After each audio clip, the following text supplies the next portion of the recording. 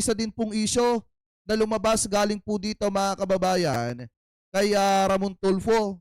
So ngayon sabi po dito, basahin po natin. Wait lang. Yan. Sabi po dito mga kababayan, eto daw. Ganto pala katindi ang nangyayari dyan po sa DPWH mga kababayan, dahil kung mapapansin po ninyo, nung si Bunoan pa pala yung nakaupo dyan bilang sekretary, ganto po pala yung kalakaran. Ano po, ganito po pala katindi at kadume yung kalakaran. So sabi po dito ni Ramon Tulfo, sabi ng aking Tweety Bird, sa DPWH, ngayon lang daw nakakadiretso sa opisina ng sekretary ang mga empleyado na gustong ma-promote. Bago maupo si Vince Dizon bilang DPWH secretary, kailangan pa daw ng padrinong politiko upang makita ang sekretary mga kababayan. Ang mga politiko kasi ang nagdidikta o nakikiusap sa DPWH secretary kung sinong district engineer o regional director ang itatalaga sa kanilang distrito mga kababayan or yung bailiwick. So sabi pa dito, di raw sa merit system ang promotion sa DPWH noon. Kung hindi sa palakasang system o yung padri-padrino system mga kababayan.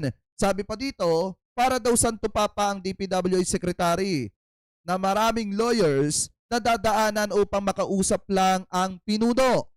Kailangan pa daw maglagay ang gustong ma-promote o ma-assign sa isang magandang pwesto upang makita si Mr. Secretary. Di baka tinutukoy dyan si Bunoan.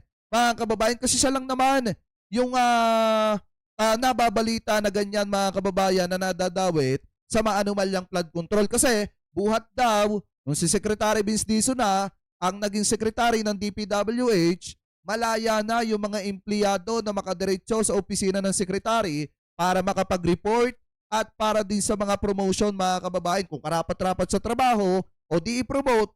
Kung hindi naman, o di mas maganda, tanggalin na lang. Di ba mga kababayan? So sabi pa dito, tuloy pa natin. Eto pa daw. May napaiyak daw na middle level official nang siya'y pinatawag ni Dizon at sinabihan na itatalaga siya sa isang engineering district. Wala daw kasing kapit ang DPWH middle level executive, kaya't nagtaka ito kung bakit siya na-promote. Wala nang palakasan sa assignment o reassignment ng mga directors at district engineer.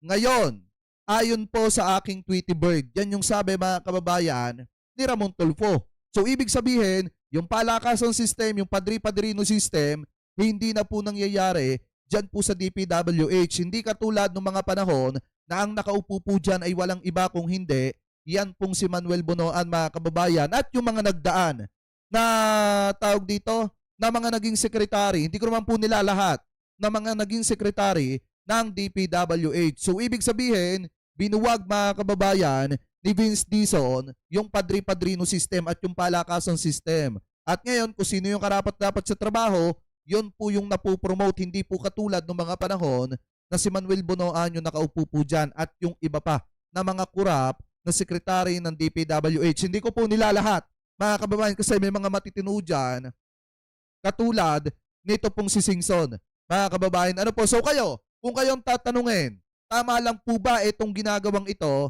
ni Secretary Vince Dizon mga kababayan? At sa inyong palagay, dapat bang papanagutin din ito pong si Manuel Bunoan? So comment below na lamang po kung ano po masasabi nyo tingil po sa issue po na yan. Anyway, punta naman po tayo dito po sa isa pang balita na nakita po natin, kasi iba po ata yung pagkakaintindi ng mga didisit dito sa balita po na lumabas kanina. Kasi parang ang pinapalabas nila, eto daw po mga kababayan ay acquitted daw.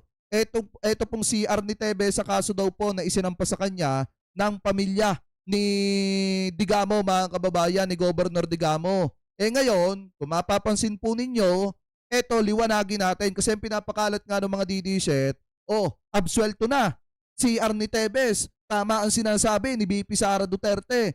So alamin natin yung katotohanan dyan. Kasi baka mamaya mabiktima kayo ng fake news mga kababayan. So sabi po dito, pinawalang sala daw ng Manila RTC Branch 15 ang dating mambabatas na si Arnolfo Tevez Jr. at dalawang iba pa sa kasong murder. Kaugnay ng pagkawala daw po ng isang board member sa Negros Oriental mga kababayan. So ngayon, para mas maliwanagan po natin, pakinggan po natin itong nakita po nating balita. Absuelto si dating Congressman Arnulfo Teves Jr. sa isang kaso ng pagpatay noong 2019. Sa desisyon ng Manila Regional Trial Court Branch 15, kulang ang mga ebidensya ng prosekusyon laban kay Teves. Absuelto rin ang dalawang kapwa-akusado ng dating kongresista. Nag-ugat ang kaso sa pagpaslak kay dating Negros Oriental Board Member Michael Dungog noong 2019. Kung mapapansin nyo mga kababayan, hindi naman po kasi kay Digamo yan. Kaya si Arnie Teves mga kababayan, kahit acquitted po siya dyan, nakakulong pa rin po siya ngayon kasi mabigat nga po yung kasong isinampa sa kanya ng pamilya ni Digamo. Ano po, anyway, tuloy pa natin. Kahit pinawalang sala, mananatiling nakakulong si Teves dahil sa isa pang kaso ng pagpatay kay dating Negros Oriental Governor Ruel Digamo noong 2023. Yan. Diba? Mga kapatid, Ano yung pagkakasabi dito mga kababayan? Kahit napawalang sala dyan si Teves, mananatili pa rin po siyang nakakulong dahil nga po sa pagkawala ni ni Governor Ruel Digamo mga kababayan.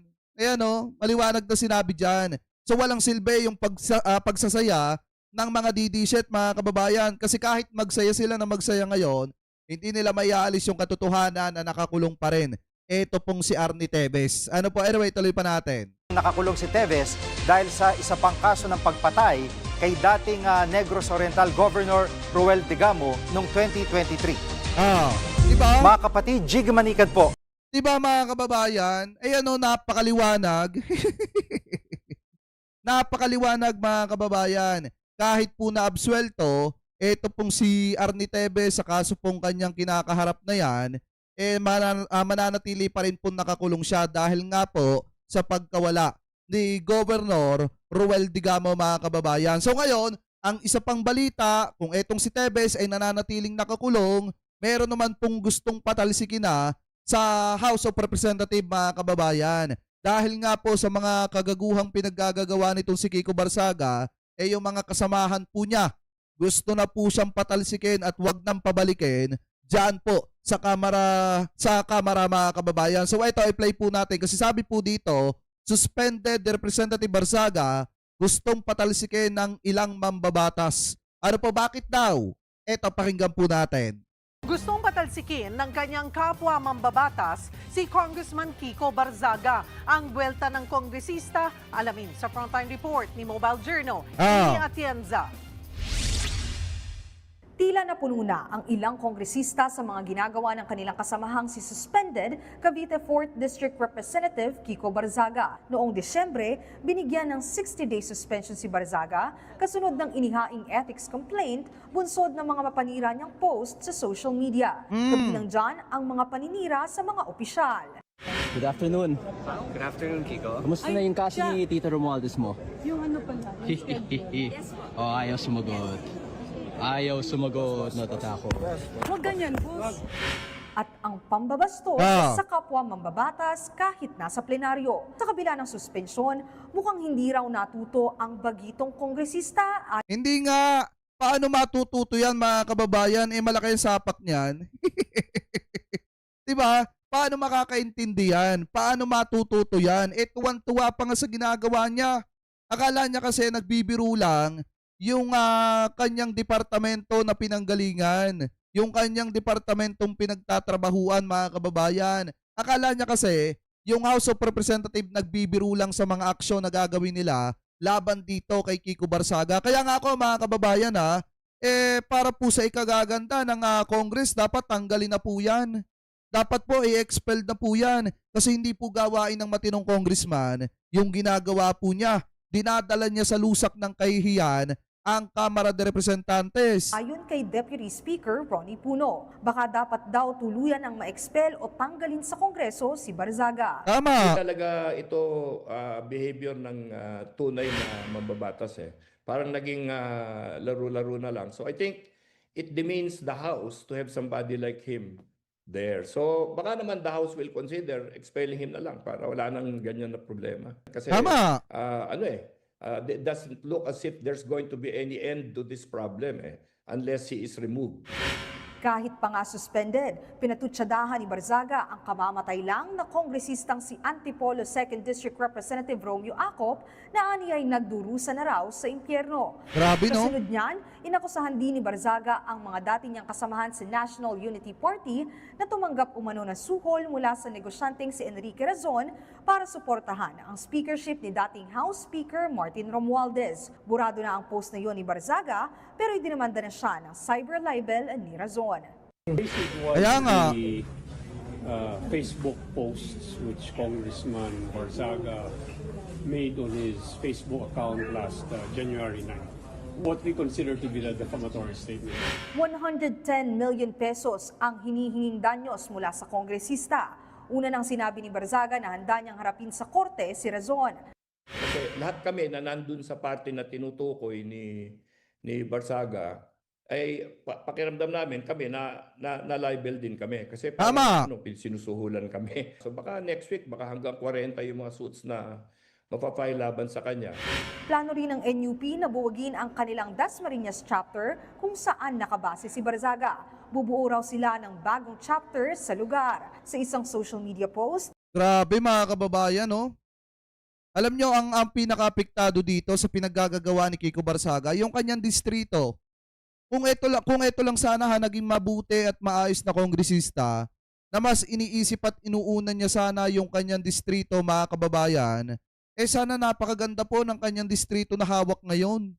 Ang problema kasi, mga kababayan, mas inuuna niya pa yung kanyang tawag dito, yung kanyang kagaguhan dyan sa Kamara de Representantes kaysa unahing isipin yung kapakanan ng kanyang distritong nasasakupan. sinabi ni Barzaga na tatanggapin niya ang expulsion sa Kamara kung tatanggalin din sa pwesto ang mga sangkot sa flood control scandal. Grabe. Ibabalita mula sa Frontline, Amy Atienza, News 5. Yan mga kababayan, para sa akin dapat talaga ma-expel na po yan.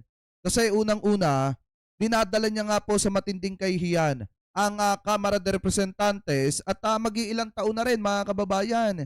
Maya-maya tapos na po agad yung term niya, wala pa siyang nagagawa sa kanyang distrito kasi nga dahil po sa pagpapapansin po niya sa publiko. Kasi kung iisipin niyo po, mukhang hindi na po nagtatrabaho etong si Kiko Barzaga. Kaya nga kung makikita ninyo nung nadatnan siya ni OG Diaz, nung i-interviewin po siya, di ba nakahiga? Nakahiga lang, mga kababayan, doon sa supasaglip na magtrabaho at gampanan yung kanyang tungkulin na ipinagkatiwala sa kanya ng mga kababayang Pilipino po natin diyan po sa Dasmariñas, Cavite. Ang problema, mukha po atang hindi na po nagtatrabaho etong si Kiko Barzaga at ang apektado po dyan yung kanyang distritong nasasakupan. Sana naisip yan ng mga kababayan natin dyan sa Dasmariñas, bakit kayo bumoto ng isang politiko na may saltik ata ito, mga kababayan, di umano. 'Di ba? Kaya nga ako, mga kababayan, kung ako ang tatanungin, dapat po ma-expel po 'yan. Dapat po matanggal po 'yan sa Kamara kasi kahihiyan po talaga ng Kamara yan. So kayo, mga kababayan, sa inyong palagay, dapat lang po ba talaga natanggalin na sa Kamara ito pong si Kiko Barzaga dahil nga po, mga kababayan, sa mga pinaggagawa po nito? So comment below na lamang po kung ano po ang masasabi nyo hingil po dyan.